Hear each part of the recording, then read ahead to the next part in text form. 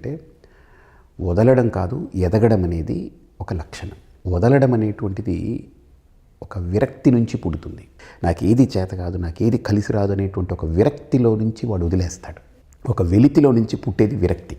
కానీ వైరాగ్యము అనంటే ఒక వివేకం నుండి పుడుతుంది. అంటే ఒక వ్యక్తి తనకు అన్నీ ఉన్నా సరే ఇది కాదు, నేను వీటన్నిటిని వదిలిపెట్టి వెళ్ళిపోతాను ఒకరోజు అని గుర్తించడం. ఎందుకంటే నేను వచ్చినప్పుడు నాతో రాలేదు, కాబట్టి నేను వెళ్ళేటప్పుడు ఇవి రావు. కానీ ఏవి ఉన్నా ఇవన్నీ నాది కాదు, ఇది ఈ ప్రకృతిలో భాగమై ఉంది, ఇది ఈశ్వర అనుగ్రహంతో ఉంది అనేటువంటిది ఆ గ్రహింపు ఎవరికైతే ఉంటుందో అతనిలో ఒక వైరాగ్యం ఉంటుంది. అంటే వివేకంతో కూడుకున్న వైరాగ్యం. తను వదలడు, ఎదుగుతాడు.